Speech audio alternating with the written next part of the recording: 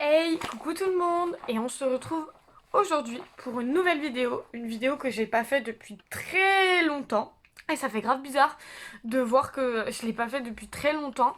C'est des vidéos que j'adore, même si je galère à les monter. Et c'est une vidéo psychologie. Voilà, je suis trop contente de vous en refaire une. Et aujourd'hui, ça va être qu'est-ce que c'est la psychologie du développement. Voilà. Donc j'ai mes petites fiches et je vais pouvoir vous expliquer tout ça après le générique.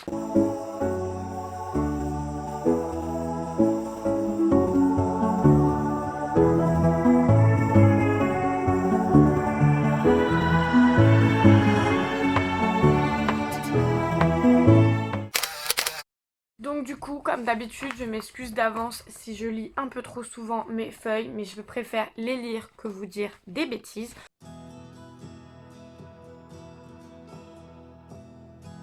C'est une sous-discipline du coup de la psychologie, mais c'est une sous-discipline assez importante. Elle est riche et féconde et en fait il y a énormément de travaux empiriques en psychologie du développement. Et du coup ça va beaucoup s'inspirer du social, du cognitif, de la bio et des neurosciences.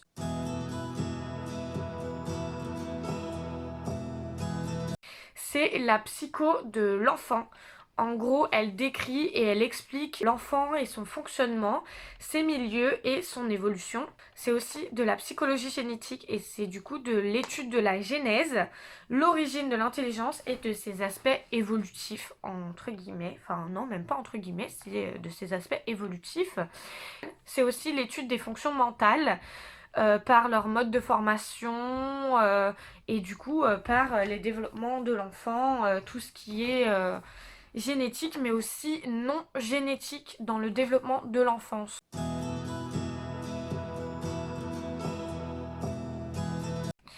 Et ben la psychologie du développement s'intéresse autant au début qu'à la fin de la vie d'un individu. Donc comment expliquer ça? De toute sa vie entière, du moment où c'est un embryon jusqu'à sa...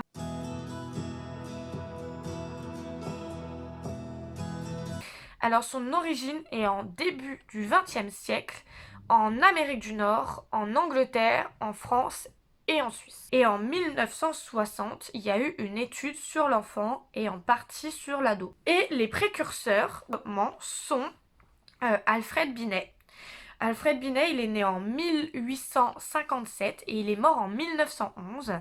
Et en 1904, il a fait une expérience avec Simon et c'est l'étude du développement de l'intelligence. Et ensuite, il y a eu Jean Piaget qui, lui, est né en 1896 et il est mort en 1980. Et lui, il a fait la théorie du développement cognitif, donc avec une approche constructiviste. Et il a fait aussi une théorie du développement de l'intelligence complète. Donc je suppose qu'il a repris un peu la théorie de Binet et Simon et qu'il a dû la développer ou alors complètement la contredire, puisque en psychologie, comme beaucoup de sciences, une théorie est vraie jusqu'à ce qu'elle soit contredite. Il y a eu des changements dans la notion de développement et du coup, je vais vous expliquer les changements de la notion du développement.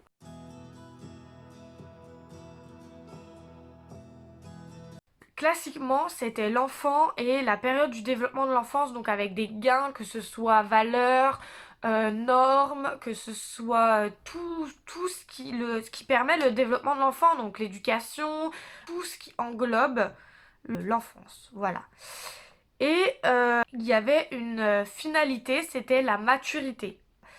Et l'âge adulte était une période stable, puis une courte période instable. Voilà, donc classiquement, c'était ça le développement.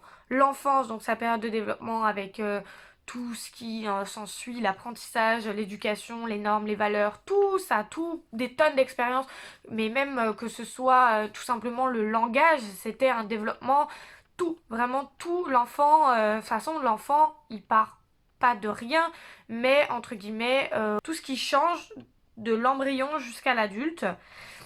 Puis avec la maturité, donc c'était la finalité, et le fait que l'adulte c'était une période stable puis instable. Voilà. Mais actuellement, le développement, c'est tout simplement la vie en fait. On ne cherche plus à expliquer telle période ou telle période, c'est tout simplement la vie. Et il y a eu une définition, c'est, donc je vais vous la lire, ce sera plus simple pour vous et ça évitera que je m'embrouille. S'il y a dans l'idée de développement, l'idée d'un déploiement, d'un déroulement, de l'expression de ce qui était potentiel comme l'éclosion d'un bouton de fleurs, ne pas oublier que les fleurs fanent. Et du coup, actuellement, c'est l'étude du développement humain tout au long de sa vie, comme je vous l'ai expliqué tout à l'heure. Et elle ne se limite plus exclusivement à l'étude de l'enfance. On voit qu'il y a aussi la psychologie du développement contemporain et c'est le développement de la vie entière. Il n'y a pas de finalité, il n'y a pas d'atteinte de la maturité physique, ça n'empêche pas le développement et du coup c'est la version actuelle comme vous pouvez le voir et il n'y a pas de déclin, de détérioration inévitable généralisée dans les fonctions psychologiques. Mais du coup, on va aussi voir la multidirectionnalité. En fait, ça va être là le fait qu'il va y avoir des accroissements dans certains endroits, des gains dans d'autres. Donc, accroissement, gain, ça peut être lié. Mais aussi des régressions. Donc, avec la vieillesse, certaines choses peuvent régresser ou quoi. En fait, c'est vraiment, il y aura beaucoup de directions. Mais en fait, du coup, ça montre que le développement de l'humain est basé sur plusieurs directions et ça ne veut rien dire en fait. On peut très bien accroître une certaine capacité, mais en même temps régresser une autre pour cela, ou même qu'il n'y a aucun lien entre l'un et l'autre. Voilà. Et aussi, on va voir qu'il y a une forte variabilité inter- et intra-individuelle.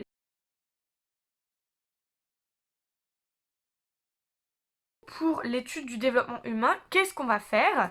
On va décrire et donner une description du type de développement, mais on va aussi mettre des points de repère pour savoir si l'enfant se développe ou non comme la majorité des autres enfants.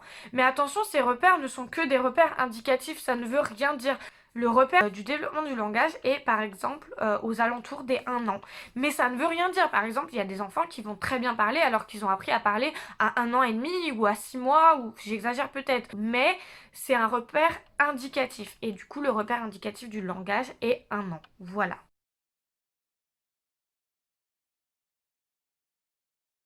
On va avoir plusieurs champs de recherche du coup en psychologie du développement et par exemple il y a de la conception à la fin de vie avec la période prénatale, avec le nouveau-né, le nourrisson, l'enfant, l'ado et l'adulte, notamment lors du vieillissement. C'est tout ça, c'est toutes les périodes qui vont nous intéresser et où on va classer les développements et les études. Donc voilà, prénatal de l'embryon, nouveau-né quelques jours, nourrisson quelques mois par exemple, enfant, ado, adulte, voilà.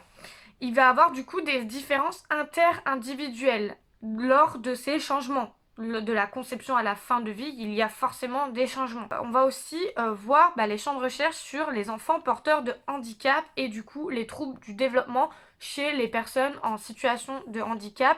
Les notions centrales, c'est quoi? C'est les changements et l'évolution. Dans le développement, la notion centrale, c'est ça, c'est changement, évolution, la continuité et du coup comprendre le développement. Et je vais vous faire une autre partie après sur comment expliquer et comprendre le développement. Donc on verra ça tout de suite après.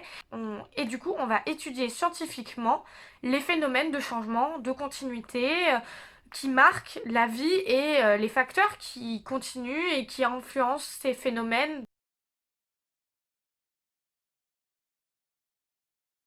Et du coup, je vais vous expliquer la partie comment expliquer et comprendre le développement. Pour cela, on va identifier les causes responsables des changements, de la continuité, de tout ça.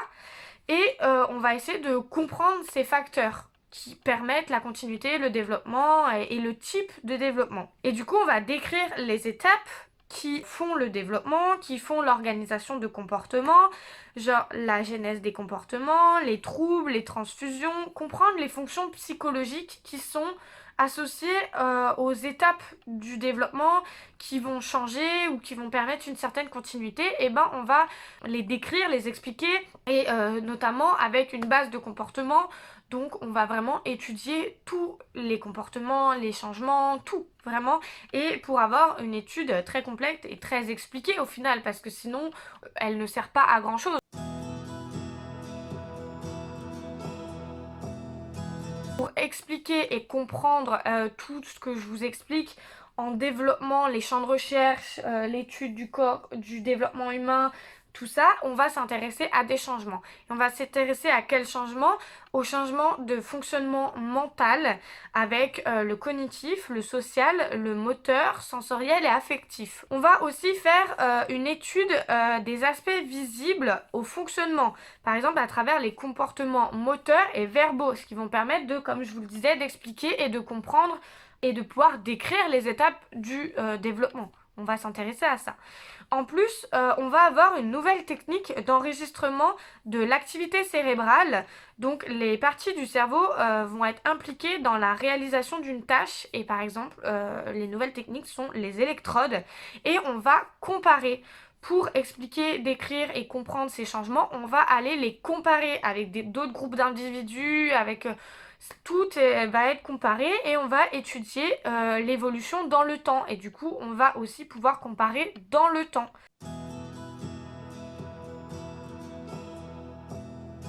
On va utiliser plusieurs temps pour observer le développement, donc plusieurs temporalités.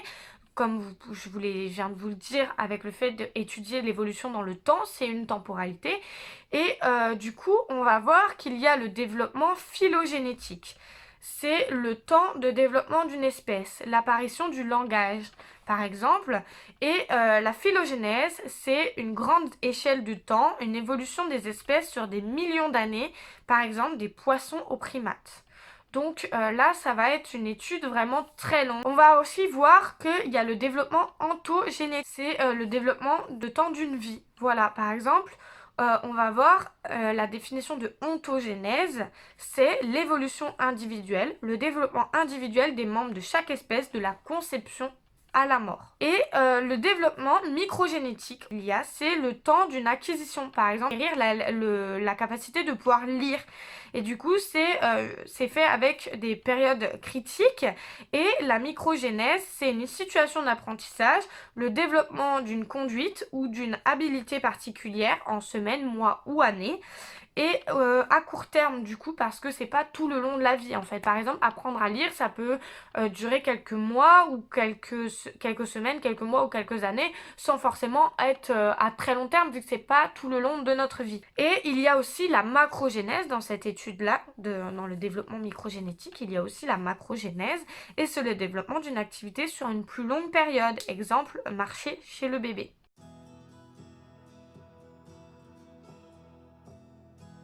Et en psychologie, on va voir qu'on a un intérêt pour le développement ontogénétique, surtout en développement du coup, parce que c'est le développement individuel des membres de chaque espèce de la conception à la mort. Et en développement, on étudie de l'embryon à la mort, donc c'est exactement ça. Et l'intérêt pour l'enfance, ça va être la période de transformation physique, mais aussi la psychologie rapide qui est très apparente, donc observable en fait. Il y a des changements qui sont très apparents, que ce soit physique, comportemental, c'est très facilement observable chez l'enfance. On remarque qu'un bébé évolue très vite, donc c'est très observable, donc en psychologie c'est très intéressant. Et du coup voilà, comme je le dis, plus l'enfant est jeune, plus il y a des observations et sur une échelle de temps réduite, donc voilà, c'est ça qui est très intéressant en psychologie. Et du coup, on va aussi définir la notion de nourrisson, de âge préscolaire, d'âge scolaire chez l'enfance. Le nourrisson, c'est quelques semaines. L'âge préscolaire, c'est plus de 6 mois. Et l'âge scolaire, c'est typiquement 1 an. Et le vieillissement, c'est plusieurs années. Voilà. En développement, c'est vraiment les notions les plus importantes à savoir. Et j'espère que ça a été clair. J'espère pour vous que ça va vous aider ou vous intéresser. Si vous ne faites pas de psychologie, ça peut quand même vous intéresser. En tout cas, j'espère que cette vidéo vous a plu. On se retrouve très vite pour une nouvelle vidéo, psychologie ou autre, puisqu'on est au mois de novembre. Et n'hésitez pas à liker, commenter, partager, activer la cloche et vous abonner du coup. Et faire tout ce que vous voulez. En tout cas, je vous remercie de votre soutien et on se retrouve à très vite pour une nouvelle vidéo. Ciao!